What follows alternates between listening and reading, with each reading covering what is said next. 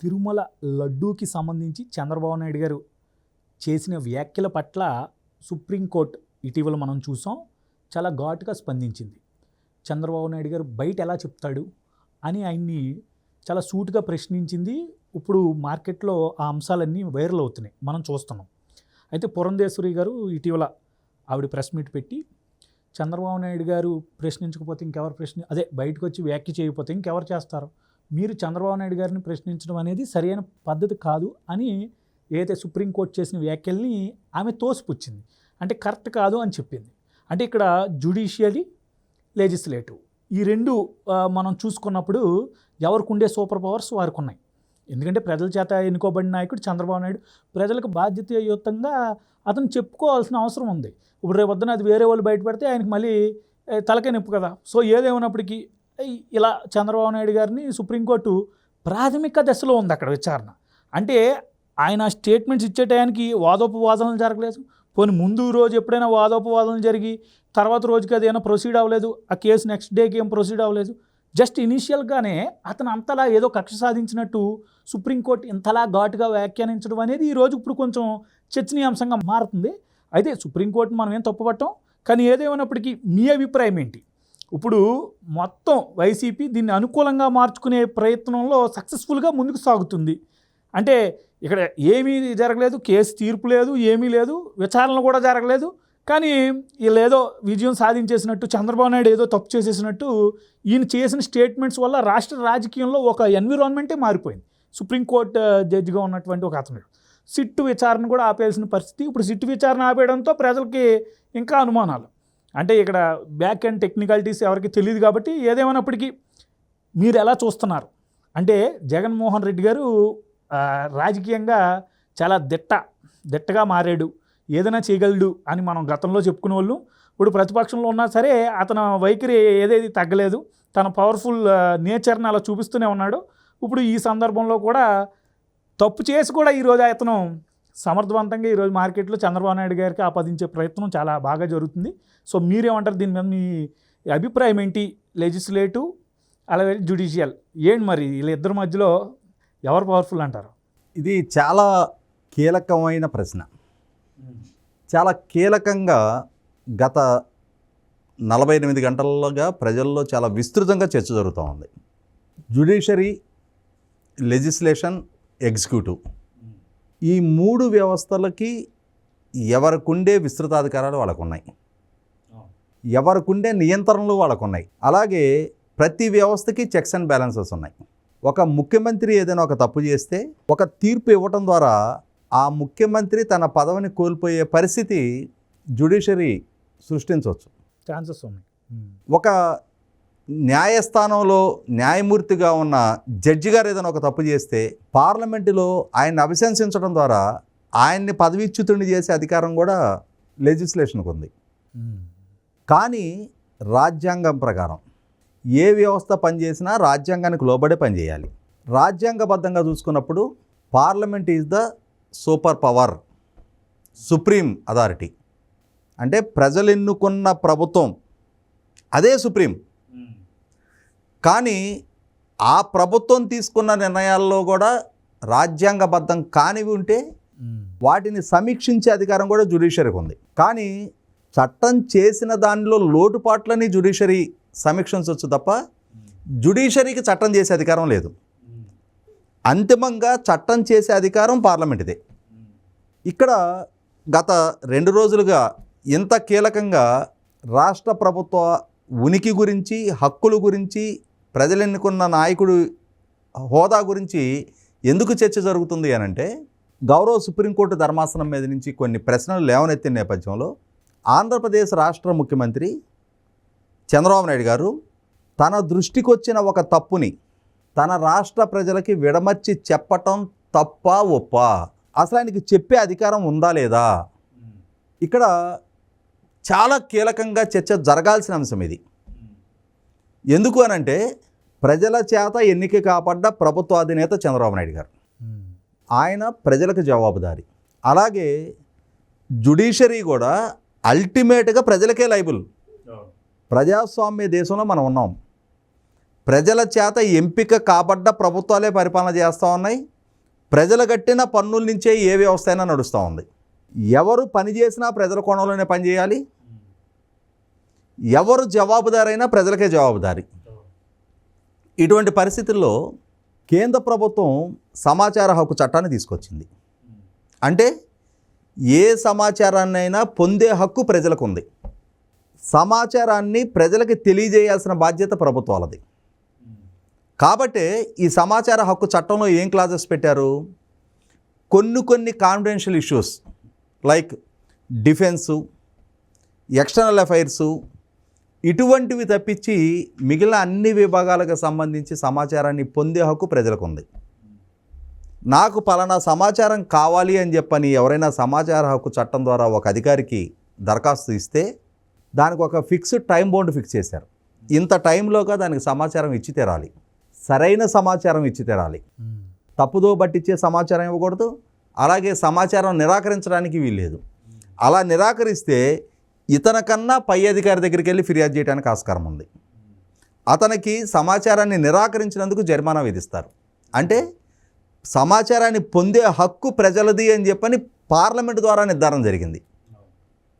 అటువంటప్పుడు తన రాష్ట్రంలో జరిగిన ఒక సంఘటన గురించిన సమాచారాన్ని ప్రజలకి అందించాల్సిన బాధ్యత పాలకుడిగా చంద్రబాబు నాయుడు గారిది.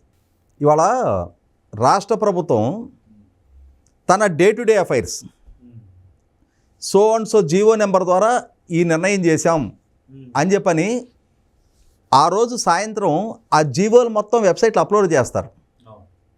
ఎందుకు? ఆ సమాచారాన్ని ప్రజల ముందు పారదర్శకంగా ఉంచడం కోసం. ప్రజలకి తమ చేత ఎన్నిక కాబడ్డ ప్రభుత్వం ఏ విధంగా పనిచేస్తుంది, ఏ నిర్ణయాలు చేస్తున్నారు, ఎవరికి అనుకూలమైన నిర్ణయాలు చేస్తున్నారు, ఎవరికి వ్యతిరేకమైన నిర్ణయాలు చేస్తున్నారు, ఎవరు ఆ నిర్ణయాల్లో పాల్గొంటున్నారు అనేది తెలుసుకునే వెసులుబాటు ప్రజలకు ఉంది. కాబట్టి ఆ వెసులుబాటు ప్రజల ముందు ఉంచటం పారదర్శకత కోసం అని చెప్పని ఇవాళ ప్రతి జీవోని వెబ్సైట్లో అప్లోడ్ చేస్తున్నారు. అటువంటప్పుడు కోట్ల మంది ప్రజల మనోభావాలతో ముడిపడ్డ అంశం, దాన్ని ప్రజలకు విడమర్చి చెప్పడంలో చంద్రబాబు నాయుడు గారు తప్పు చేశారని ఎట్లా మాట్లాడతాం? అదే అంశాన్ని భారతీయ జనతా పార్టీ రాష్ట్ర శాఖ అధ్యక్షురాలు పురంధరేశ్వర గారు కూడా ధృవీకరించడం జరిగింది. కేసు ప్రాథమిక విచారణ స్థాయిలో ఉండగా గౌరవ ధర్మాసనం కొన్ని ప్రశ్నలు లేవనెత్తింది. ఆ లేవనెత్తిని ఖచ్చితంగా ఇక్కడ ధర్మాసనాన్ని కించపరచట్లా, ఆ న్యాయమూర్తి గారిని కించపరచట్లా. కానీ ఆ అంశాల గురించి చర్చించే అధికారం ప్రజలకు ఉంది, విశ్లేషించే అధికారం ప్రజలకు ఉంది. మనం దురుద్దేశాలు ఆపాదిస్తే, న్యాయస్థానం స్థాయిని తక్కువ చేసి మాట్లాడితే అది నేరం. ఇక్కడ మనం అవి చేయటంలా మన ఉద్దేశం కూడా అది కాదు. కానీ ఆ లేవనెత్తబడ్డ ప్రశ్నల హేతుబద్ధత గురించి చర్చించే అధికారం మనకుంది. ఇటువంటి సందర్భంలో ఇంకా కొన్ని ప్రశ్నలు ఉన్నాయి. ఏంటి? దేవుడిని రాజకీయాలకు దూరంగా ఉంచాలి. చంద్రబాబు నాయుడు గారు రాష్ట్ర ముఖ్యమంత్రిగా బాధ్యతతో వ్యవహరించారు కాబట్టి జూలై 23 నాడు ఈ సంఘటన గురించిన సమాచారం ఆయన దృష్టికి వస్తే ఆ రోజు ప్రెస్ మీట్ పెట్టి రాజకీయపరమైన ఎజెండాతోటి తన ప్రత్యర్థుల మీద దుమ్మెత్తిపోసే పని ఆయన చేయలే. ఎలక్షన్ టైం కూడా కాదు, పోనీ ఎలక్షన్ గురించి కూడా కాదు. ఆయన ఏం చేశారు? బాధ్యత గల ప్రభుత్వ అధినేతగా ఒక తప్పు జరుగుతుంది అనేది తనకు నిర్ధారణ అయినప్పుడు ఆ తప్పుని సరిచేయటం తన బాధ్యత. ఫస్ట్ సరి చేశాడు ఆయన. మొట్టమొదట ఆ కంటామినేటెడ్ నెయ్యి సప్లైని ఆపేశారు, ఆలయంలో సంప్రోక్షణ చేశారు. బెస్ట్ క్వాలిటీ నెయ్యి సప్లైర్ ఎవరు ఐడెంటిఫై చేసి వాళ్ళని పిలిపించి మాట్లాడి వాళ్ళతో ఒప్పందం చేసుకున్నారు. ఆ బెస్ట్ క్వాలిటీ నెయ్యి సప్లై పునరుద్ధరించారు. దాని ద్వారా మెరుగైన నాణ్యతతో కూడిన లడ్డూ తయారు చేయించారు. భక్తులకి అన్ఇంటరప్టెడ్గా దర్శన సౌకర్యం, లడ్డూ వితరణ కొనసాగించారు. ఇవి యుద్ధ ప్రాతిపదిక మీద చర్యలు తీసుకున్నారు. అది బాధ్యత గల పాలకుడు చేసే పని. ఇక్కడ ఆయన పొలిటికల్ వెంజెన్సీ, రాజకీయపరమైన ప్రచారం కోరుకోలే. తర్వాత టీటీడీ బోర్డు ద్వారా డ్యూ ప్రాసెస్ ఫాలో అయ్యారు. ఆ పర్టికులర్ వెండర్, ఆ పర్టికులర్ సప్లయర్, అతన్ని మీ ద్వారా సప్లై అయిన నెయ్యి మేము ఎన్డీడీబీలో టెస్ట్ చేస్తే మాకు ఈ విధమైన రిపోర్ట్ వచ్చింది, మీ సమాధానం ఏంటి అని వివరణ అడిగారు. ఆ కరస్పాండెన్స్ అంతా ముగిసిపోయిన తర్వాత ఆయన ప్రజలకు వివరించి చెప్పారు. ఇట్లా జరిగింది, మేము ప్రస్తుతం పరిస్థితి చక్కదిద్దాం, ఇప్పుడు మీరు ఆందోళన చెందాల్సిన అవసరం లేదు, ఇప్పుడు మెరుగైన నాణ్యత కూడుకున్న నెయ్యి సప్లై అవుతూ ఉంది, మీకు లడ్డు నాణ్యత మెరుగుపడింది అని చెప్పని తెలియజేశారు. ఎస్, ఆ తెలియజేయడం అనేది ఆయన బాధ్యత. ఎందుకు కప్పిపెట్టాలి? ఒక తప్పు జరిగినప్పుడు దాన్ని తొక్కిపెట్టాల్సిన అవసరం ఏంటి? కాబట్టి ఇక్కడ మతాన్ని రాజకీయాలతో ముడిపెట్టో, లేదు ప్రజలకి తెలియజేయడం వల్ల ఆందోళన చెలరేగింది అని అంటే, ఆందోళన చెలరేగే పరిస్థితులు సృష్టింపబడ్డాయి. ఇక్కడ అసలు లోతుగా జరగాల్సిన విచారణ ఏంటి? అసలు టెండర్ కండిషన్స్ ఎందుకు మార్పు చేశారు? ఎవరు మార్పు చేశారు? ఎవరికి ప్రయోజనం కలిగించడం కోసం మార్పు చేశారు? ఆ ప్రయోజనం పొందింది ఎవరు? అలాగే తిరుమల శ్రీవారి లడ్డూ తయారీకి బెస్ట్ క్వాలిటీ ప్రాతిపదికగా వెండర్ని ఎంపిక చేయాల్సిన దగ్గర రేటు ప్రాతిపదికగా ఎందుకు ఎంపిక చేశారు? లోయెస్ట్ బిడ్డర్ ప్రాతిపదికగా ఎంపిక చేయటం వల్ల ఇవాళ బెస్ట్ క్వాలిటీ నెయ్యి పొందే ఆస్కారం లేకుండా పోయింది. ఇవాళ మార్కెట్లో బెస్ట్ క్వాలిటీ నెయ్యి దొరుకుతున్న దానికన్నా 156 రూపాయలు తక్కువకి కోట్ చేయటం మూలాన అతను క్వాలిటీ దగ్గర కాంప్రమైజ్ అయ్యాడు. తక్కువ రేటుకి సప్లయర్ని ఐడెంటిఫై చేస్తే అతను క్వాలిటీ దగ్గర కాంప్రమైజ్ అవుతాడు అనే అవగాహనే లేకుండా అతన్ని ఎంపిక చేశారా? అంటే రేటు విషయాన్ని ప్రస్తావనలోకి తీసుకొని క్వాలిటీ దగ్గర కాంప్రమైజ్ అయ్యారనేది అర్థమవుతుంది కదా. స్వామివారికి సంబంధించిన అంశం, కోట్ల మంది భక్తులకు సంబంధించిన అంశం, క్వాలిటీ దగ్గర కాంప్రమైజ్ కాకూడని పరిస్థితుల్లో క్వాలిటీ దగ్గర కాంప్రమైజ్ అయినప్పుడు ఖచ్చితంగా విచారం జరిగి తీరాలి. ఇవి ధర్మాసనం దగ్గర ఇంకా ఆ స్థాయి వరకు విచారణ జరగల, ఆ స్థాయి వరకు వాద ప్రతివాదన జరగల. ఖచ్చితంగా ఇవన్నీ ధర్మాసనం దృష్టికి వెళ్తాయి. ఇటువంటి సందర్భంలోనే ధర్మాసనం లేవనెత్తిన ప్రశ్నలకి చాలా లాజికల్గా సాక్ష్యాధారాలతోటి ప్రభుత్వం వివరణ ఇచ్చి తీరుతుంది. ప్రభుత్వం తన వాదనని ధర్మాసనం ముందు పెట్టి తీరుతుంది. ఇక్కడ ధర్మాసనం వైపు నుంచి కూడా కొన్ని మౌలిక ప్రశ్నలు తలెత్తుతూ ఉన్నాయి. వాస్తవంగా చంద్రబాబు నాయుడు గారి మీద కేసు నమోదైంది. చంద్రబాబు నాయుడు గారి మీద కేసు నమోదైనప్పుడు ఆ కేసు బెయిల్ పిటిషన్స్ ఫైల్ అయినప్పుడు కొంతమంది జడ్జిలు నాట్ బిఫోర్ మీ అని చెప్పని తప్పుకున్నారు. దానికి వాళ్ళు చెప్పిన కారణం ఏంటి? చంద్రబాబు నాయుడు గారు పాలకుడిగా ఉన్న రోజుల్లో నేను పబ్లిక్ ప్రాసిక్యూటర్గా పనిచేస్తున్నా, కాబట్టి ఇప్పుడు నేను ఆయన కేసు విచారణ సందర్భంగా ధర్మాసనంలో నేను కూర్చోడానికి వీలు కాదు, అది నాకు సమర్థనీయం కాదు అని చెప్పని వాళ్ళు హుందాగా నాట్ బిఫోర్ మీ చెప్పి తప్పుకున్నారు. దాని మూలాన చంద్రబాబు నాయుడు గారి కేసు విచారణ ఇంకొక బెంచ్కి వెళ్ళటం ఇవన్నీ లేట్ అయినాయి. కానీ ఆ సాంప్రదాయాన్ని వాళ్ళు కొనసాగించారు. ఇప్పుడు ఈ కేసు విచారణ జరుగుతున్న జస్టిస్ విశ్వనాథన్ గారు కూడా 2013లో జగన్మోహన్ రెడ్డి గారి కేసుల వ్యక్తిగత అక్రమాస్తుల కేసుల్లో ఆయన తరపున వకాల్తా తీసుకొని ఉన్నారు, కేసు అపీర్ అయి ఉన్నారు. తర్వాత జగన్మోహన్ రెడ్డి గారు రాష్ట్ర ముఖ్యమంత్రిగా ఉన్న సందర్భంలో 2020లో రాష్ట్ర ప్రభుత్వాన్ని రిప్రజెంట్ చేస్తూ ఇంగ్లీష్ మీడియం అంశంలో సుప్రీంకోర్టులో అపీర్ అయి ఉన్నారు.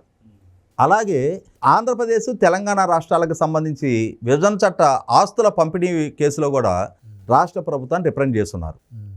అంటే ఆయన ఆంధ్రప్రదేశ్ రాష్ట్రాన్ని రిప్రజెంట్ చేస్తున్నారు. ఇవాళ పిటిషన్ ఫైల్ అయింది ఆంధ్రప్రదేశ్ రాష్ట్రానికి వ్యతిరేకంగా, రాష్ట్ర ప్రభుత్వానికి వ్యతిరేకంగా.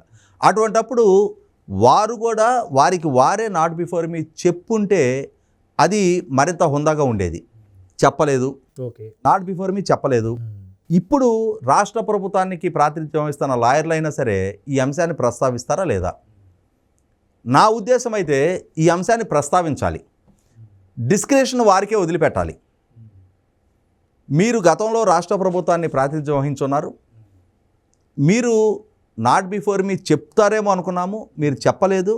అయినా సరే మీ పట్ల మాకు విశ్వాసం ఉంది, మీ దగ్గరే వాదనలు కొనసాగించడానికి మేము సిద్ధంగా ఉన్నాము అని చెప్పని రాష్ట్ర ప్రభుత్వం తన వాదన కొనసాగిస్తే ఖచ్చితంగా జస్టిస్ విశ్వనాథన్ గారికే రాష్ట్ర ప్రభుత్వ నోబుల్నెస్ తెలిసిపోద్ది. ముకుల్ రోహత్గి గారైనా సిద్ధార్థ లూత్రా గారైనా రేపు దీంతో ఈ పాయింట్ తోటి వారి విచారణ మొదలు పెట్టాలి. ఖచ్చితంగా ఇక్కడ జ్యుడిషియరీకైనా లెజిస్లేషన్కైనా నేను ఇందాక చెప్పినట్టుగానే ఎవరి అధికారాలు వాళ్ళకున్నాయి, ఎవరి పరిమితులు వాళ్ళకున్నాయి. ఇటువంటప్పుడు ఎవరి అధికారాలని ఓవర్లాప్ చేసే అధికారం లేదు. రాజ్యాంగమే ప్రతి వ్యవస్థకి చెక్స్ అండ్ బ్యాలెన్సెస్ పెట్టారు. ఇవాళ ప్రజలు ఎన్నుకున్న ప్రభుత్వం సుపీరియరా, జ్యుడిషియరీ సుపీరియర్ అనే చర్చకి దారితీయడానికి కారణం ఏంటి అంటే ఇవాళ ప్రజలు ఎన్నుకున్న ప్రభుత్వం తన విధులు సక్రమంగా నిర్వహిస్తున్నప్పుడు ఆ విధులని క్వశ్చన్ చేసిన నేపథ్యంలో ఈ చర్చ వచ్చింది. అవునవును. ఇక్కడ సిట్ కాన్స్టిట్యూట్ చేయటం అనేది పొలిటికల్ వెంజెన్సీ అనేది కూడా ఒక ప్రస్తావన వస్తుంది. ఇక్కడ గమనించుకోవాల్సింది ఏంటి అంటే, ఒక సంఘటన జరిగింది. ఆ సంఘటన జరిగిన నేపథ్యంలో తిరుమల శ్రీవారి ప్రసాదమైన లడ్డూ తయారీలో వినియోగించే నెయ్యిలో అడల్టరేటెడ్ నెయ్యి వాడారు అనేది ఇవాళ ప్రశ్న. దాని మీద విచారించడం కోసం సిట్ కాన్స్టిట్యూట్ అయింది. దానికి బాధ్యులైన నిర్ణయం తీసుకున్నది ఎవరు? బోర్డు. ఇక్కడ రాజకీయ వెంజెన్సీకి ఆస్కారం ఎక్కడుంది? వాళ్ళు తీసుకున్న నిర్ణయం తప్పు నిర్ణయమా కాదా? ఆ నిర్ణయం వల్ల నెయ్యి అడల్టరేటెడ్ అవడానికి ఆస్కారం కలిగిందా లేదా? అడల్టరేటెడ్ నెయ్యి వచ్చిందా లేదా? దాన్ని వినియోగించారా లేదా? దాని వినియోగం వల్ల భక్తులకి ఈ అడల్టరేటెడ్ నెయ్యితో తయారు చేసిన ప్రసాదం వాళ్ళకి అందిందా లేదా? ప్రజల భక్తుల మనోభావాలు దెబ్బతిన్నాయా లేదా? వీటి ప్రాతిపదికగా విచారం జరుగుద్ది. ఇక్కడ నీకు అసలు సిసలు పొలిటికల్ వెంజెన్సీ అని దేన్ని అనాలి మనం? చంద్రబాబు నాయుడు గారు కేసులు, జగన్మోహన్ రెడ్డి గారు రాష్ట్ర ముఖ్యమంత్రిగా ఉండి తనకి రాజకీయ ప్రత్యర్థి అయిన చంద్రబాబు నాయుడు గారి మీద ఏ సాక్ష్యాధారం లేకున్నా, ఆయనకి పలానా సోర్స్ నుంచి ₹1 అవినీతి సొమ్ము ముట్టిందనే సాక్ష్యాన్ని ఎస్టాబ్లిష్ చేయకుండా ఆయన మీద కేసు నమోదు చేయడానికి కానీ అరెస్ట్ చేయడానికి కానీ గవర్నర్ గారి దగ్గర నుంచి ముందస్తు అనుమతి తీసుకోకుండా ఆయన్ని అరెస్టు చేసి జైలు పాలు చేసి అప్పుడు మేము సాక్ష్యాధారాల కోసం వెతుకులాడుతున్నాము అని చెప్పని రిమాండ్ రిపోర్ట్లో మెన్షన్ చేశారు, చూసావా? దాన్ని పొలిటికల్ వెంజెన్సీ అంటారు. ఆ విచారణ చేయడానికి నియామకం చేపట్టబడ్డ సిట్టు పొలిటికల్ వెంజెన్సీ కోసం ఏర్పాటు చేయబడ్డ సిట్టు.